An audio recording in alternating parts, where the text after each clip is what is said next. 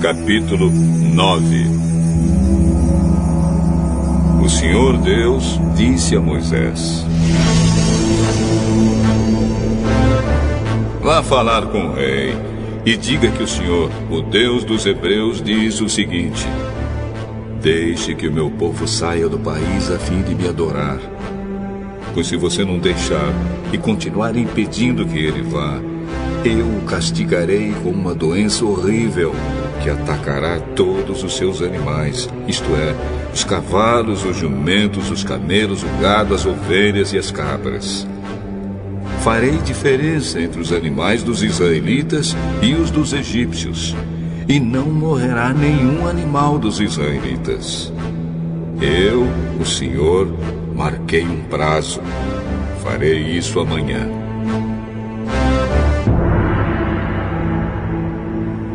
No dia seguinte, o Senhor fez como tinha dito. E todos os animais dos egípcios morreram.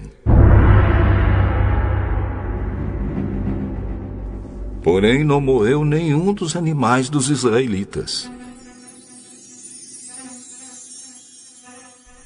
O rei mandou ver o que havia acontecido e foi informado de que não havia morrido nenhum animal dos israelitas. Apesar disso, o rei continuou teimando e não deixou o povo ir. Então o Senhor Deus disse a Moisés e a Arão: peguem punhados de cinza de um forno e que Moisés jogue essa cinza para o ar diante do rei do Egito. Ela se espalhará como um pó fino sobre toda a terra do Egito. E em todos os lugares a cinza produzirá tumores, que se abrirão em úlceras nas pessoas e nos animais. Assim Moisés e Arão pegaram cinza e ficaram de pé na frente do rei. Moisés jogou a cinza para cima. E ela produziu tumores, que viraram úlceras nas pessoas e nos animais. Os mágicos não puderam aparecer diante de Moisés, porque eles e todos os outros egípcios estavam cobertos de tumores. Porém, o Senhor Deus fez com que o rei continuasse teimando.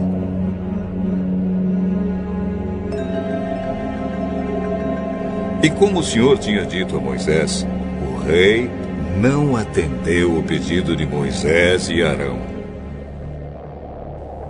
O Senhor Deus disse a Moisés: amanhã cedo, vá se encontrar com o rei e diga-lhe que o Senhor, o Deus dos Hebreus, diz o seguinte: deixe que o meu povo saia do país a fim de me adorar. Pois desta vez eu vou fazer todas as minhas pragas caírem sobre você, sobre os seus funcionários e sobre o seu povo, para que você fique sabendo que em todo o mundo não há ninguém como eu. Se eu tivesse atacado você e o seu povo com doenças, você já teria sido completamente destruído. Mas estou deixando que você viva para mostrar a você o meu poder e para fazer com que o meu nome seja conhecido no mundo inteiro. Você ainda continua orgulhoso e não quer deixar o meu povo ir. Porém, amanhã, a esta hora, eu vou fazer cair uma chuva de pedra tão forte como nunca houve igual em toda a história do Egito. Portanto, agora mande recolher o seu gado e tudo o que você tem no campo. Se as pessoas e os animais que estiverem no campo não forem para casa, quando cair a chuva de pedra, todos eles morrerão. Alguns funcionários do rei ficaram com medo daquilo que o Senhor tinha dito e levaram seus escravos e os seus animais para os abrigos.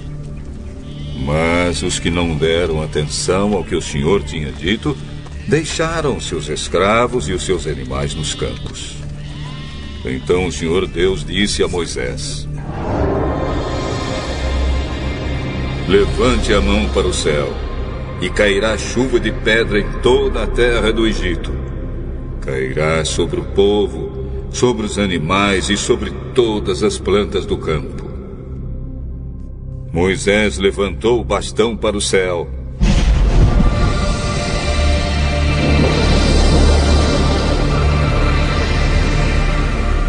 E o Senhor mandou trovões, raios e chuva de pedra sobre o país.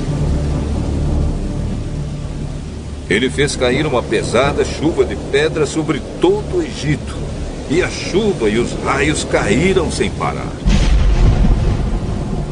Essa foi a pior tempestade que o Egito já teve em toda a sua história.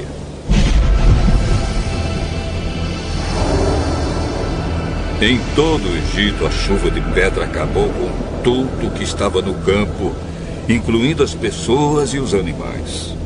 Destruiu todas as plantas e quebrou todas as árvores. Somente na região de Gozém, onde estavam os israelitas, a chuva de pedra não caiu.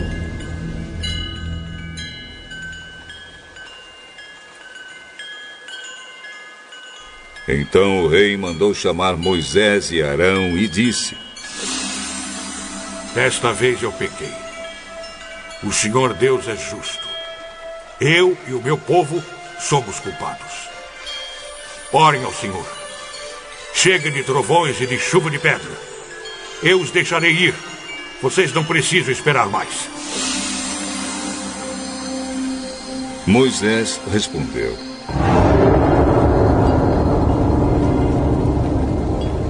Quando sair da cidade, eu levantarei as mãos em oração a Deus, o Senhor.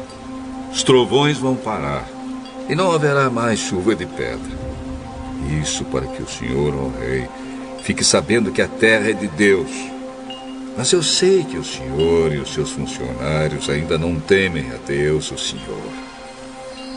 O linho e a cevada foram destruídos, pois a cevada já estava com espigas e o linho estava em flor. Porém, o trigo e o centeio não foram destruídos, pois ainda não haviam brotado. Depois de ter estado com o rei, Moisés saiu da cidade e levantou as mãos em oração a Deus, o Senhor.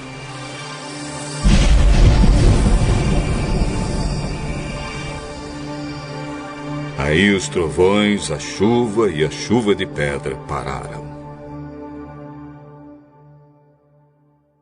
Porém, quando o rei viu que tinha parado de chover e que não trovejava mais, nem caía chuva de pedra, ele tornou a pecar. Ele e os seus funcionários continuaram teimando. E como o Senhor tinha dito por meio de Moisés, o rei não deixou que os israelitas fossem embora.